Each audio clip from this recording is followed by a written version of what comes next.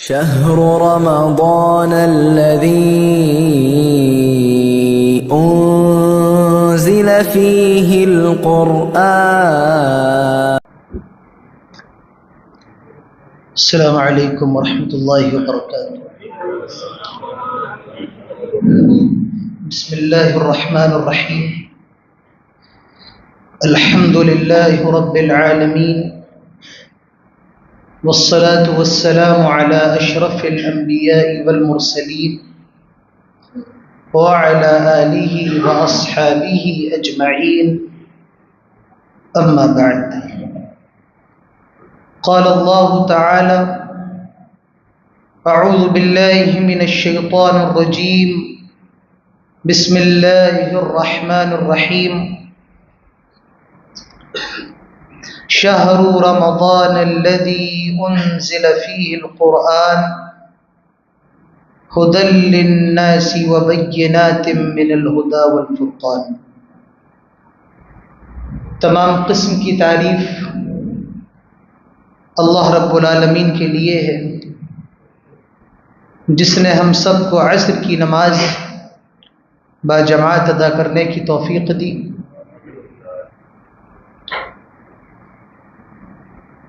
آج قرآن مجید کے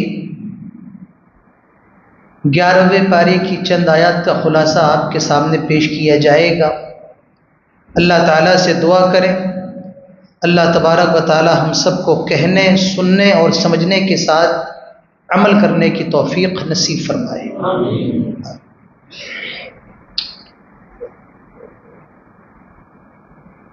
اس پارے کے اندر سب سے پہلے منافقین کا ذکر ہے. جنگ تبوک روم کا ایک بہت بڑا لشکر مسلمانوں پر حملہ کرنے والا ہے، یہ خبر پیارے نبی صلی اللہ علیہ وسلم کو ملی. اور اس وقت جو حالات تھے وہ مالی اعتبار سے بہت اچھے نہیں تھے. لوگوں کے پاس پیسہ نہیں تھا. اللہ کے نبی صلی اللہ علیہ وسلم بہت پریشان تھے، یہاں تک کہ اللہ کے نبی نے اپنی بیویوں سے ایلا اختیار کر لیا.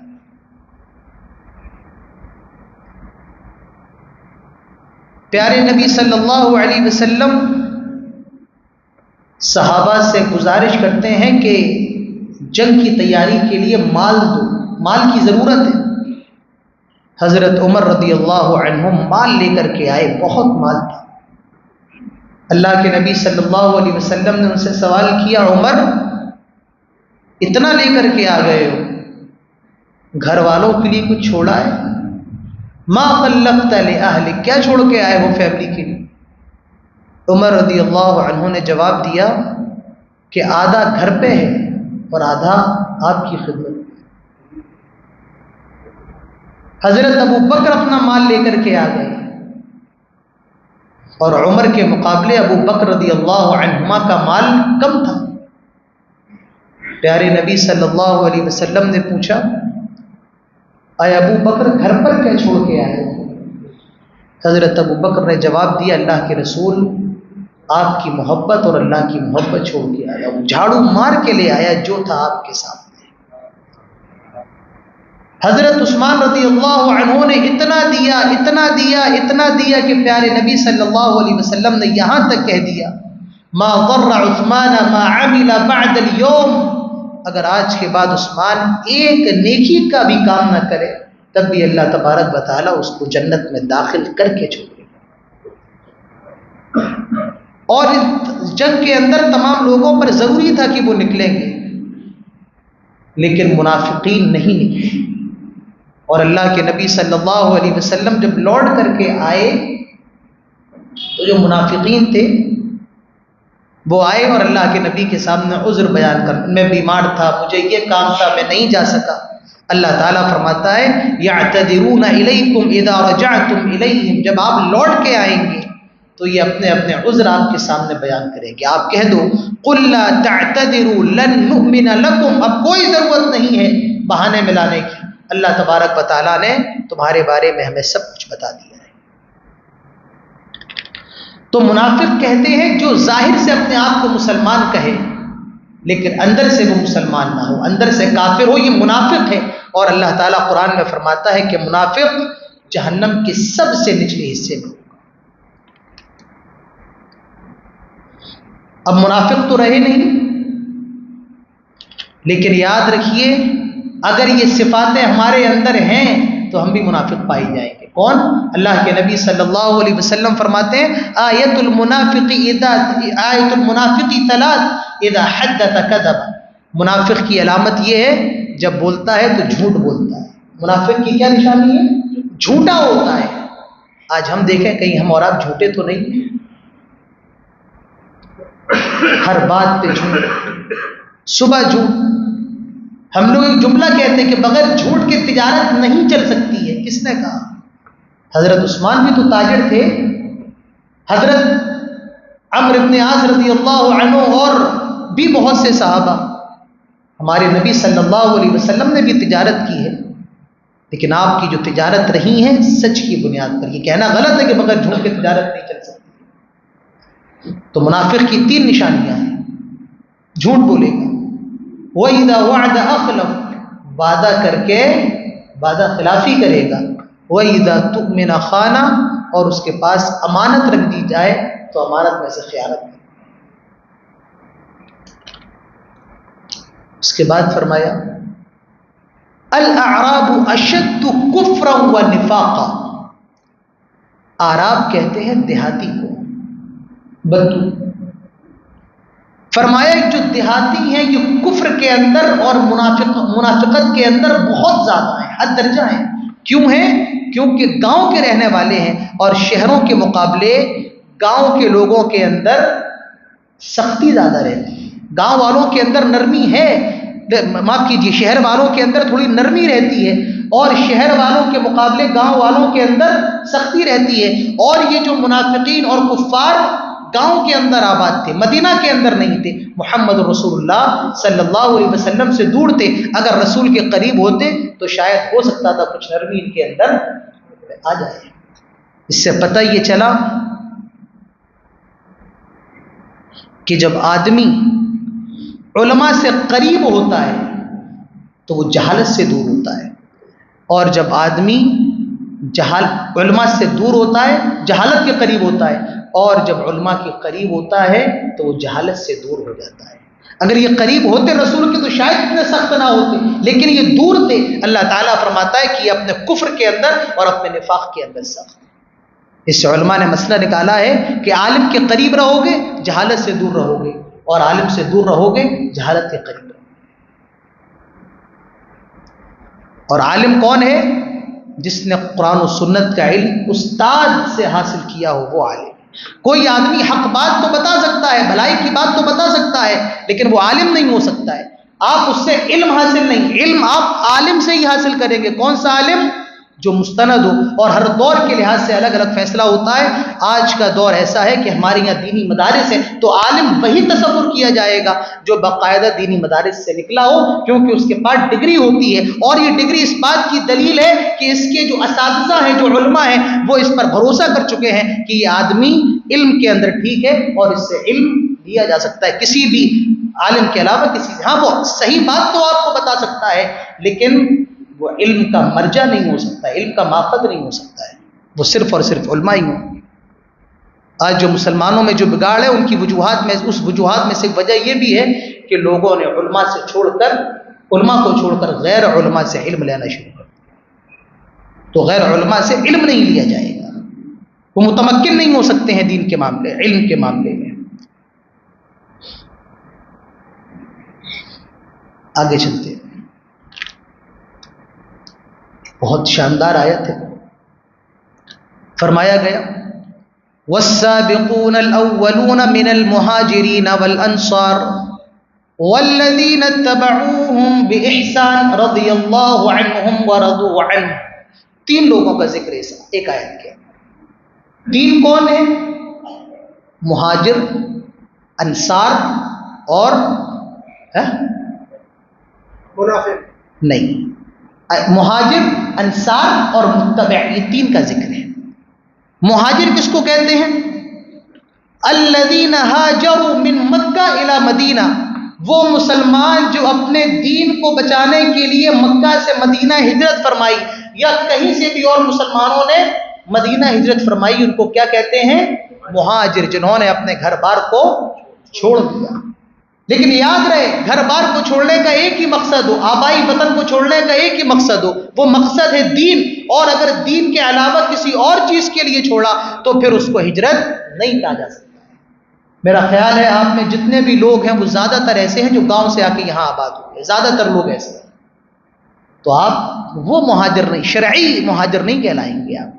شرعی مہاجر وہی ہوگا جس نے اپنا ایمان بچانے کے لیے، اپنے دین کی حفاظت کے لیے اپنے آبائی وطن کو چھوڑا ہو۔ حقیقت میں مہاجر وہی، شرعی مہاجر وہی کہلائے گا، آپ اور ہم شرعی مہاجر نہیں ہیں۔ تو مہاجر کون؟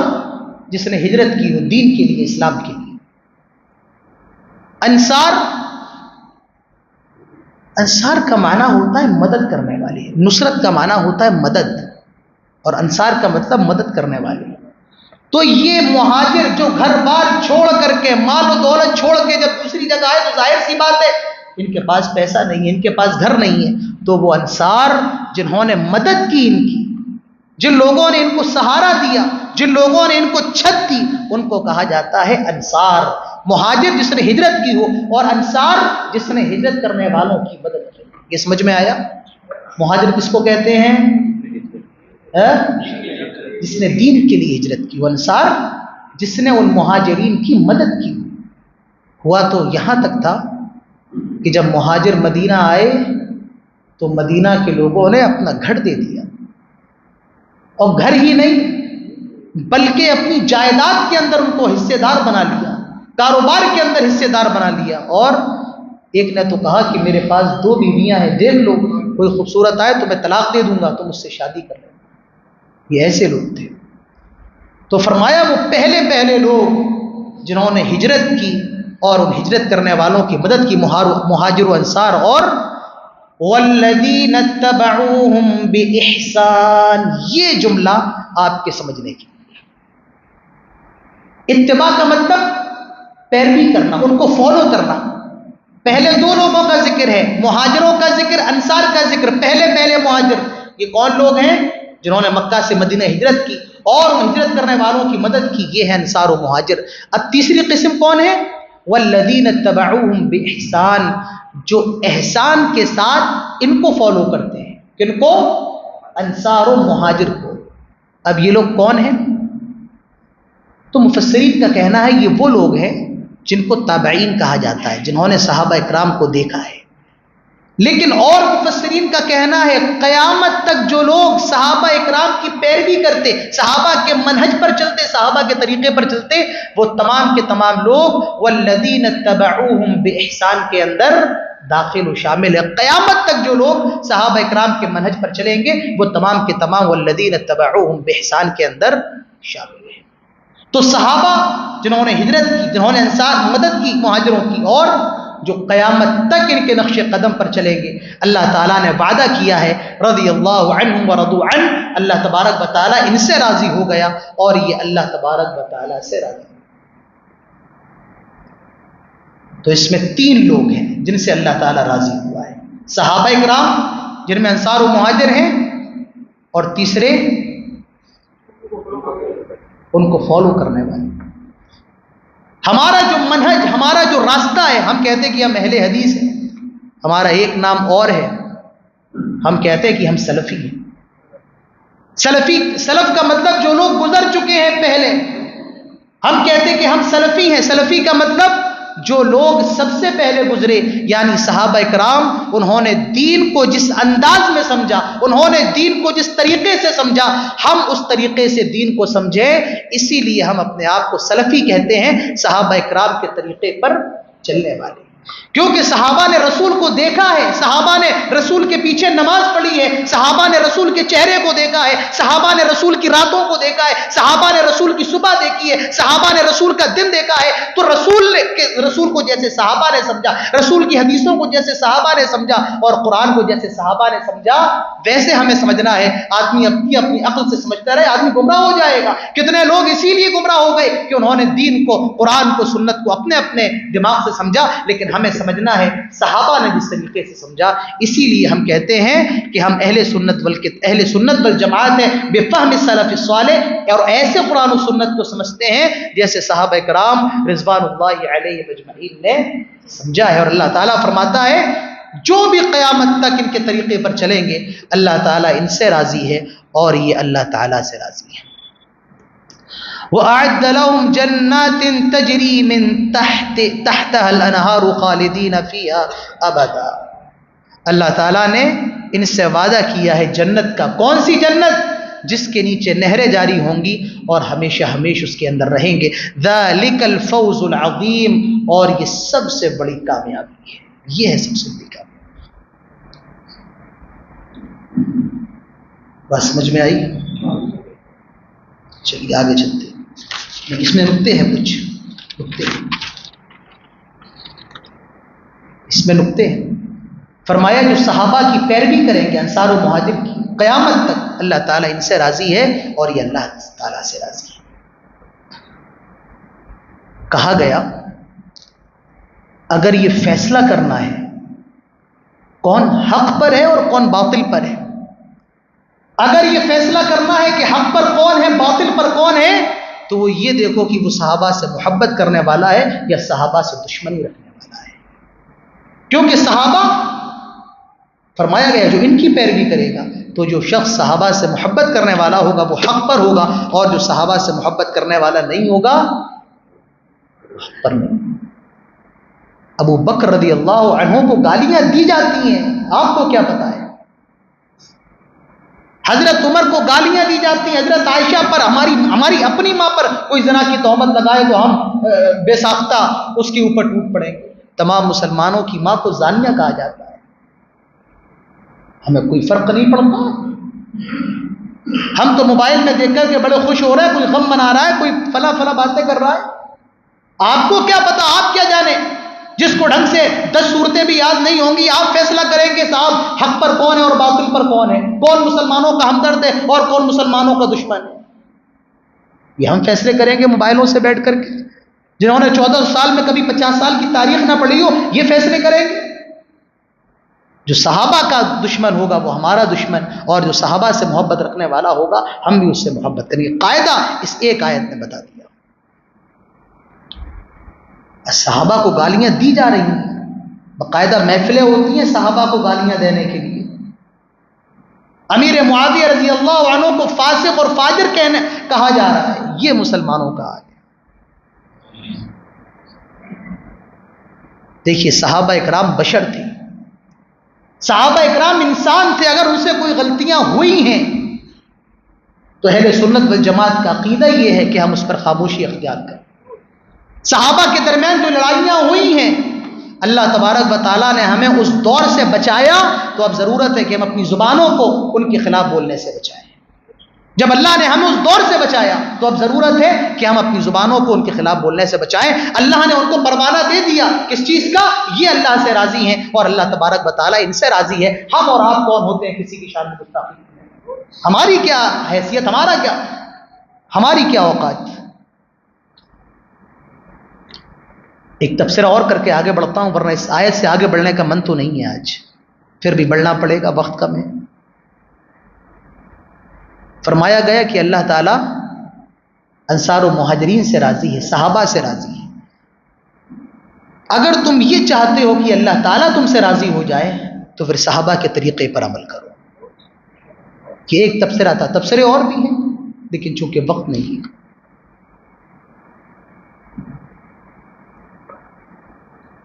آگے بڑھتے ہیں، نہیں چھوڑیں گے اس کو، بھی لے لیں گے انشاءاللہ. آیت امپورٹنٹ ہے، اس کے اندر ایک حکم بہت اچھا ہے. امپورٹنٹ ہے. فرمایا خذ من اموالہم صدقۃ تطہرہم وتزکیہم بہا وصلی علیہم، اور ان کے مالوں سے زکوٰۃ دے کر کے ان کے مالوں کو پاک کرو، وصلی علیہم، اور ان کو دعا بھی دو. پتہ یہ چلا جب آپ کسی سے زکوٰۃ وصول کریں یا کوئی بھی صدقہ وصول کریں یا آپ کو کوئی کچھ دے تو آپ اس کو دعا ضرور دیں کہ اللہ تعالیٰ آپ کو اور برکت نصیب فرمائے. جو لوگ چندہ کرنے آتے ہیں ہم اور آپ دیتے ہیں، ان کی ذمہ داری ہے کہ وہ بھی چندہ لینے والے دعا دیں کہ اللہ تعالیٰ آپ کی اس خیرات کو، زکوٰۃ یا صدقات کو قبول فرمائے. یہ قاعدہ بتایا گیا. یا جب بھی آپ کو کوئی کچھ دے کم سے کم جزاک اللہ خیر، اللہ تعالیٰ آپ کو اس کا بہترین بدلہ نصیب فرمائے. اس کے بعد ایک مسجد بنی تھی، اس مسجد کا نام تھا مسجد زرار. مسجد زرار یہ منافقین نے ایک مسجد بنائی. اور کیوں بنائی تھی؟ تاکہ اس مسجد کے اندر مسلمانوں کے خلاف پلاننگ کریں، شڑینتر رچنے کا. تو اللہ کے نبی سے کہا کہ آپ آئیے اور اس میں نماز پڑھا کے اس کا ادگھاٹن کر دیجیے، اوپننگ کریے. اللہ کے نبی جنگ پہ روانہ ہونے والے تھے. آپ نے فرمایا ٹھیک ہے، میں جب لوٹ کے آؤں گا تب پڑھا دوں. لیکن ابھی آپ راستے میں تھے کہ اللہ نے آپ کو بتا دیا وہ جو مسجد بنی ہے مسجد زرار ہے. زرار کا مطلب تکلیف دینے والی مسجد. اس مسجد میں مسلمانوں کے خلاف شڑینتر ہوگا، سازشیں ہوں گی. اللہ کے نبی نے صحابہ کو بھیجا اور فرمایا کہ اس کو توڑ دو، اور صحابہ اکرام نے اس کو توڑ دیا. تو یہ مسجد زرار تھی. اللہ تعالیٰ فرماتا ہے والذین اتخذوا مسجدا ضرارا وکفرا وتفریقا بین المؤمنین وارصادا لمن حارب اللہ ورسولہ من قبل. کیوں بنائی گئی؟ کفر کے لیے، مسلمانوں کے درمیان پھوٹ پھیلانے کے لیے. فرمایا کہ اس مسجد کی طرف آپ نہ جائیں. ولا تقم فیہ ابدا، کبھی اس میں نماز نہ پڑھیں. لمسجد اسس علی التقوی من اول یوم احق ان تقوم فیہ، وہ مسجد جو پہلے دن سے تقوی کی بنیاد پر بنائی گئی، آپ وہاں جا کر کے نماز پڑھیں، مسجد زرار میں جا کر کے نماز نہ پڑھیں. اب یہ مسجد کون سی ہے؟ بعض مفسرین نے کہا یہ مسجد قباء ہے، اور بعض نے کہا کہ یہ مسجد نبوی ہے. لیکن ایک حدیث سے زیادہ بات یہ ثابت ہوتی ہے کہ یہ مسجد قباء ہے. کیوں؟ اللہ تعالیٰ فرماتا ہے وہ جو مسجد ہے جو تقوی کی بنیاد پر ہے، فیہ رجال یحبون ان یتطہروا واللہ یحب المطہرین، وہاں کے جو لوگ ہیں وہ پاکی کو بڑا پسند کرتے ہیں، بہت پاک رہتے ہیں، اور اللہ تعالیٰ پاک رہنے والوں کو پسند کرتا ہے. اللہ کے نبی نے پوچھا تھا قباء کے لوگوں سے کہ ایسی کون سی پاکی ہے جس کا ذکر اللہ تعالیٰ نے قرآن کے اندر کیا؟ انہوں نے جواب دیا اللہ کے رسول، ہم جب استنجا کرتے ہیں، ہم جب پیشاب کرتے ہیں تو مٹی کا استعمال تو کرتے ہی کرتے ہیں، مٹی کے استعمال کے بعد پانی کا بھی استعمال کرتے ہیں، یعنی ہم پانی اور مٹی دونوں سے استنجا کرتے ہیں. استنجا پانی سے کرتے ہیں اور استجمار مٹی سے کرتے ہیں. تو اسی لیے اللہ تبارک و تعالیٰ نے ان کی تعریف قرآن کے اندر، یہ دونوں چیزوں سے پاکی حاصل کرتے ہیں.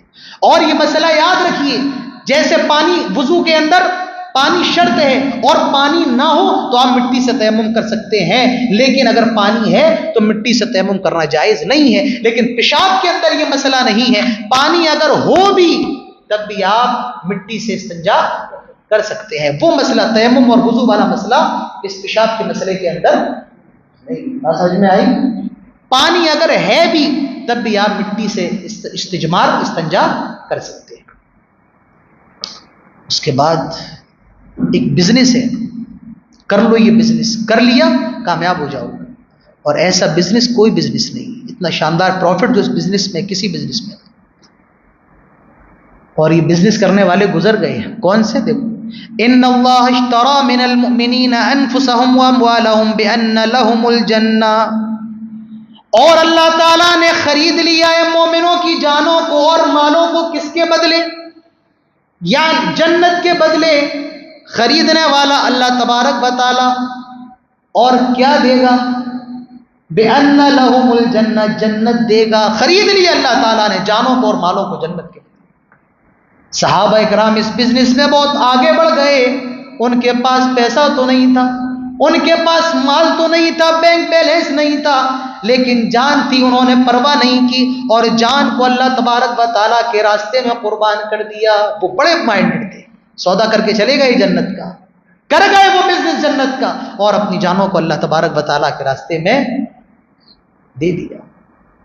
اب جان کی نوبت تو نہیں ہے ہماری دینے کے لیے، لیکن مال تو ہے، کم سے کم یہ مال ہی اللہ تبارک و تعالیٰ کے راستے میں دے دے۔ پورا مال بھی اللہ تعالیٰ نہیں مانگتا ہے ہم سے، کم سے کم زکوٰۃ کا پیسہ تو دے دو، اس کے علاوہ جو صدقے کی فضیلت ہے وہ تو دے دو۔ تو بہرحال صحابہ اکرام بڑے ہوشیار تھے، اللہ تعالیٰ نے خرید لیا ہے مومنوں کی جان اور ان کے مالوں کے بدلے، مومن کی جان اور مال جنت کے عوض میں اللہ تعالیٰ نے خرید لیا ہے۔ جنت میں جانا ہے، دیر نہ کرو یہ بزنس کرنے میں، کر ڈالو یہ بزنس۔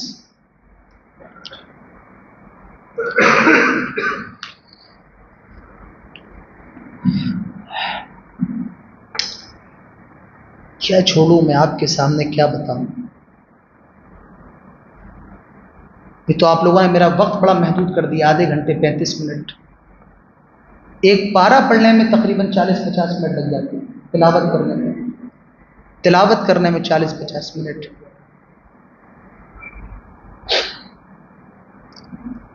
بہت جلدی بتا کے روانہ ہوتا ہوں۔ اللہ کے نبی صلی اللہ علیہ وسلم کے چچا ابو طالب اسلام نہیں لائے گئے، تو جب ان کا انتقال ہوا تو پیارے نبی نے ہاتھ اٹھا لیے دعا کے لیے، یہاں روک دیا گیا، کیا ما کان للنبی والذین آمنوا ان یستغفروا للمشرکین ولو کانوا اولی قربا، کسی نبی کے لیے اور کسی مومن کے لیے جائز نہیں ہے کہ وہ کسی مشرک کے لیے دعائے مغفرت کرے، بھلے وہ ان کا قریبی کیوں نہ ہو، لیکن جائز نہیں ہے۔ پتہ یہ چلا کہ آپ مشرک کے لیے دعائے مغفرت نہیں کر سکتے۔ کوئی ایسا آدمی جو مر گیا، ہندو تھا، آپ کا دوست تھا، آپ اس کی میت میں چلے گئے اور آپ نے کہا اللہ تعالیٰ اس کو معاف کر دے، حرام ہے، آپ نہیں کہہ سکتے۔ آپ اس سے گھر والوں کو دلاسا تو دے سکتے ہیں کہ بھائی ہم آپ کے غم میں آپ کے ساتھ ہیں، لیکن آپ دعائے مغفرت نہیں کر سکتے۔ آپ یہ نہیں کہہ سکتے اللہ تعالیٰ اس کو معاف کر دے، آپ کوئی مغفرت کی دعا اللہم اغفر لہ آپ نہیں کہہ سکتے ہیں۔ تو کوئی مشرک ہے، اس کے لیے دعائے مغفرت کرنا جائز نہیں ہے، کسی نبی کے لیے بھی جائز نہیں ہے۔ حضرت ابراہیم کا باپ تھا، حضرت ابراہیم کو روک دیا گیا۔ حضرت نوح کا بیٹا مشرک تھا، نوح کو روک دیا گیا۔ تو پتہ یہ چلا آپ کا بیٹا ہی کیوں نہ ہو، آپ کی بیوی ہی کیوں نہ ہو، آپ کا دوست ہی کیوں نہ ہو، اگر مشرک ہے تو مشرک کے لیے دعائے مغفرت کرنا جائز نہیں۔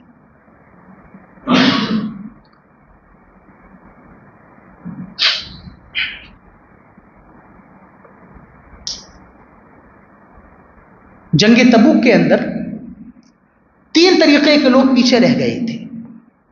ایک تو مسلمان جو بیمار تھے، کمزور تھے، جنگ میں نہیں جا پائے، کوئی بات۔ دوسرے منافقین، یہ بھی جنگ تبوک کے اندر شریک نہیں ہوئے۔ اور 3 بیچارے مسلمان تھے، سیدھے سادے 3 لوگ تھے۔ ان کا کیا نام تھا؟ حضرت کعب بن مالک، ہلالہ بن امیہ اور حضرت مرارہ بن ربیع۔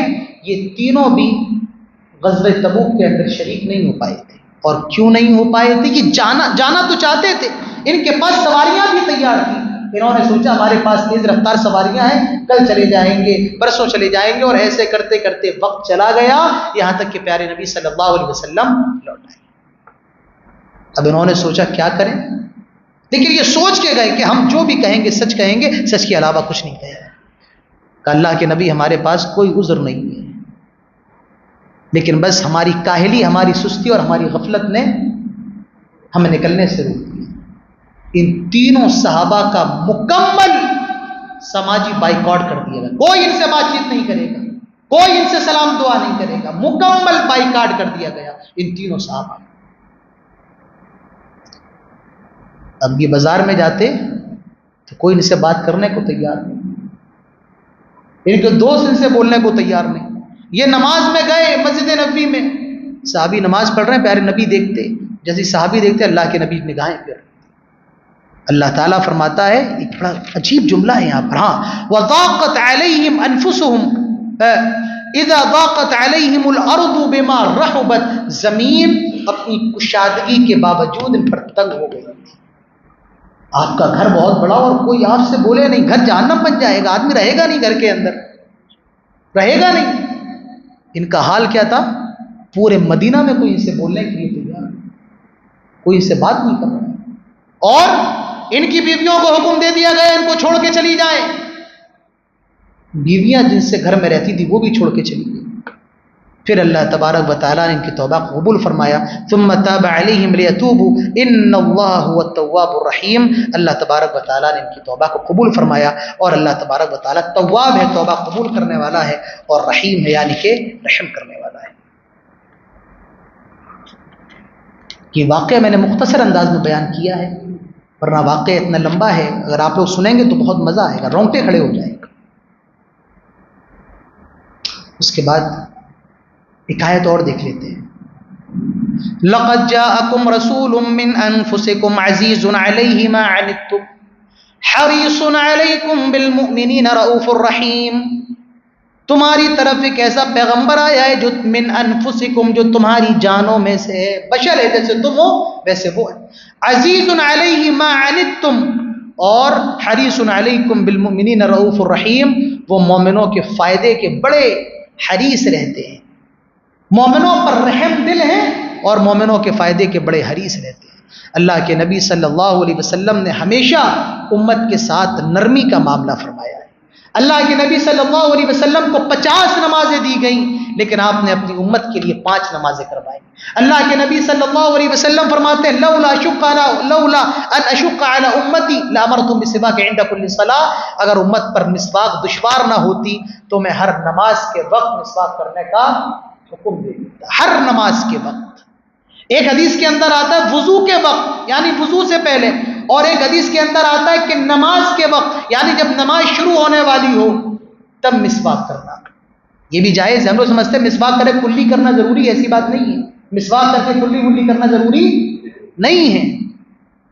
تو نماز کے وقت بھی مسواک کریے.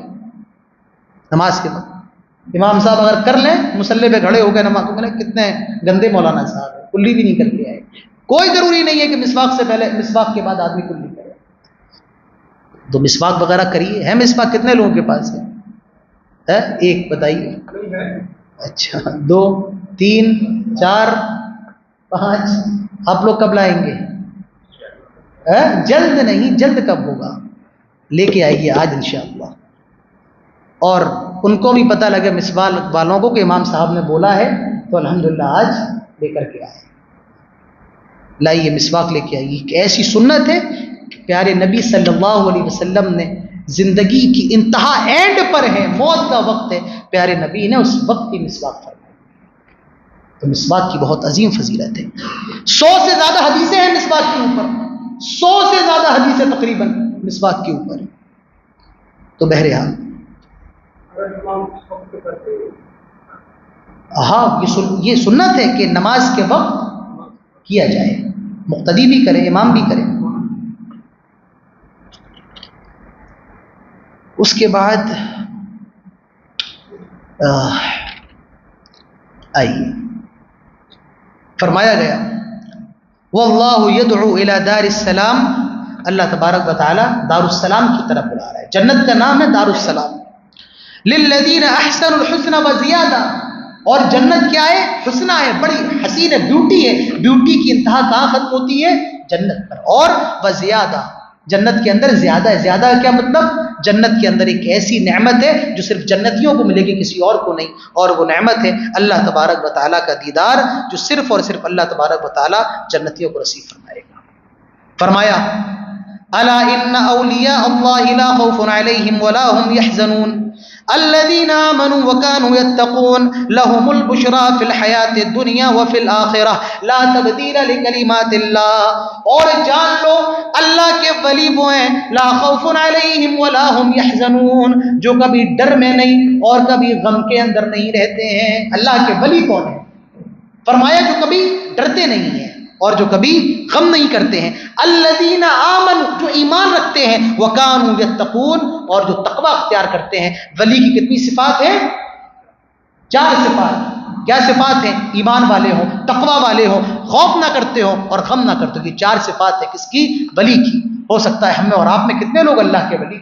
ہمارے یہاں ولی کا مطلب پگڑی لمبی ہو, ہاتھ میں تسبیح ہو, جبہ لمبا ہو اور گندے میلے کچیلے کپڑے پہنا ہو, تون موٹی ہو. ہمارے یہاں ولی کا یہ تصور ہے. جبکہ ولی کون ہے؟ جس کا جو اللہ تعالیٰ سے ڈرنے والا ہو, جو غم نہ کرنے والا ہو, جو ایمان والا ہو اور جو تقوی والا ہو. یہ اللہ تبارک و تعالیٰ کا ولی ہوتا ہے. اور جس کے اندر یہ 4 صفتیں ہوں گی ولی اس کو بتانے کی ضرورت نہیں ہے کہ وہ اللہ کا ولی ہے. اللہ تعالیٰ جانتا ہے کہ میرا ولی کون ہے. ہو سکتا ہے ہم سب اللہ تبارک و تعالیٰ کے ولی ہوں, اور اللہ سے دعا کریں اللہ تعالیٰ ہم سب کو اپنا ولی بنائے. آمین. دیکھیے باتیں بہت ہیں اور میں بہت مجبور ہوں آپ کے سامنے تمام باتوں کو رکھوں. آخری بات کر کے میں بات ختم کرنا چاہتا ہوں. ایک قوم کا ذکر ہے, حضرت یونس علیہ السلام کی قوم کا ذکر. اللہ تعالیٰ نے ابھی حکم نہیں دیا تھا, لیکن یونس علیہ السلام نے اپنی قوم کے لیے بد دعا کر لی اور نکل گئے. یہ آگے مچھلی کے پیٹ میں چلے, ابھی بات آئے گی انشاءاللہ. ان کی قوم نے دیکھ لیا کہ عذاب آ چکا ہے سر پر, عذاب بھی دیکھ لیا اس قوم نے. تو یہ قوم کیا کرتی ہے, اپنے بچوں کو لے کر, جانوروں کو لے کر ایک میدان میں آئی اور گر گئی. اللہ تعالیٰ سے توبہ استغفار کرنے لگی. اللہ تبارک و تعالیٰ نے اس قوم سے عذاب کو ہٹا لیا. یہ واحد ایک ایسی قوم ہے, عذاب دیکھا اللہ تبارک و تعالیٰ نے, جب اس نے عذاب دیکھا اور توبہ کی اللہ تعالیٰ نے عذاب اس سے ہٹا لیا. لما آمنوا کشفنا عنہم عذاب الخزي فی الحیات الدنیا, اللہ تبارک و تعالیٰ نے اس سے عذاب کو ہٹا لیا. اب جو میں بتانے والا ہوں سانسیں روک کے سنو. اللہ تعالیٰ نے جتنی قوموں کی تباہی کا ذکر کیا ان کے گناہ بتائے.